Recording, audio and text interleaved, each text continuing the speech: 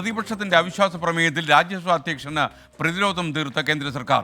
പ്രതിപക്ഷം സഭയുടെ അന്തസ്സ് കളഞ്ഞെന്ന് കേന്ദ്രമന്ത്രി കിരൺ റിജിജു ആരോപിച്ചു. NDA അംഗങ്ങൾ ഭരണഘടന തകർക്കാൻ ശ്രമിക്കുന്നുവെന്ന് കോൺഗ്രസ് അംഗം പ്രമോദ് തിവാരി ആരോപിക്കുകയും ചെയ്തു. പ്രതിപക്ഷ ബഹളത്തിൽ രാജ്യസഭ ഇന്ന് ഉച്ചയ്ക്ക് 12 മണി വരെ പിരിഞ്ഞിരിക്കുകയാണ്.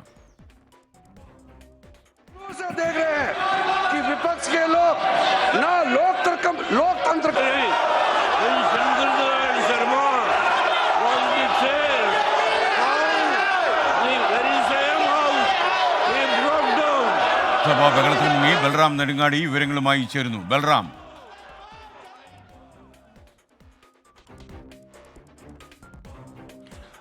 SKN ഇന്നും പാർലമെന്റിന്റെ രാജ്യസഭയിൽ ബഹളം തന്നെയാണ്, വലിയ പ്രതിഷേധം തന്നെയാണ് ഭരണപക്ഷ പ്രതിപക്ഷങ്ങൾ തമ്മിൽ ഇന്നും സഭയിൽ ഉണ്ടായത്. സഭ സമ്മേളിച്ച് രാജ്യസഭാ ചെയർമാൻ ജഗ്ദീപ് ധങ്കർ ഇന്ന് ചട്ടം 267 അനുസരിച്ച് ലഭിച്ച നോട്ടീസുകളെ കുറിച്ച് പരാമർശിച്ച ഉടൻ തന്നെ ഇരുപക്ഷത്തു നിന്നും മുദ്രാവാക്യങ്ങൾ ഉയർന്നു. തുടർന്ന് പാർലമെന്ററി കാര്യമന്ത്രി കിരൺ റിജിജു സംസാരിക്കാനായി എഴുന്നേറ്റു. അദ്ദേഹത്തെ സംസാരിക്കാൻ ചെയർമാൻ അനുവദിച്ചു.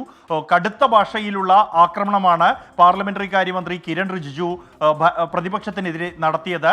രാജ്യസഭാധ്യക്ഷന് എതിരായ അവിശ്വാസ പ്രമേയത്തിലൂടെ സഭയുടെ അന്തസ്സ് തന്നെ കളഞ്ഞു പ്രതിപക്ഷം എന്ന് അദ്ദേഹം ആരോപിച്ചു. ഒരു കർഷകന്റെ മകനാണ് ഉപരാഷ്ട്രപതി പദവിയിൽ എത്തിയിരിക്കുന്നത്. കോൺഗ്രസ് നേതാവ് സോണിയാഗാന്ധിക്ക് ഒപ്പം തന്നെ വിദേശ വ്യവസായി ജോർജ് സോറസും തമ്മിലുള്ള ബന്ധം, സോറോസിന്റെ നേതൃത്വത്തിലുള്ള NGOയിൽ പേരിലുള്ള NGOയിൽ അംഗത്വം അടക്കമുള്ള വിഷയങ്ങൾ സഭയിൽ കിരൺ റിജിജു ഉന്നയിക്കുകയും പ്രതിപക്ഷത്തെ പ്രതിരോധത്തിലാക്കാൻ ശ്രമിക്കുകയുമായിരുന്നു. ഇത് മറച്ചുവെക്കാനാണ് അദാനി അടക്കമുള്ള വിഷയങ്ങൾ സഭയിൽ പ്രതിപക്ഷം ഉന്നയിക്കുന്നത് എന്ന് അദ്ദേഹം ആരോപിച്ചു.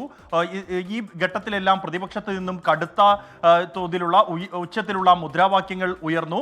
തുടർന്ന് സഭ 12 മണിവരെ പിരിയാൻ സഭാധ്യക്ഷൻ അറിയിക്കുകയായിരുന്നു. ഇന്നും അദാനി കോഴ ഒപ്പം തന്നെ സോറോസ് വിഷയങ്ങൾ തന്നെയാണ് രാജ്യസഭയെ പ്രക്ഷുബ്ധമാക്കിയത്. രാജ്യസഭാധ്യക്ഷന് എതിരായി അവിശ്വാസ പ്രമേയ നോട്ടീസ് പ്രതിപക്ഷം നൽകിയ വിഷയത്തിലാണ് കടുത്ത പ്രതിരോധം കിരൺ റിജിജു തീർത്തത്. ചെയറിനെതിരായ ബൽറാം നെടുങ്ങാടിയാണ് വിവരങ്ങൾ നൽകിയത്. രാജ്യസഭ ബഹളത്തെ തുടർന്ന് തടസ്സപ്പെട്ടിരിക്കുകയാണ്. 12 മണി വരെ നിർത്തിവെച്ചിരിക്കുകയാണ്.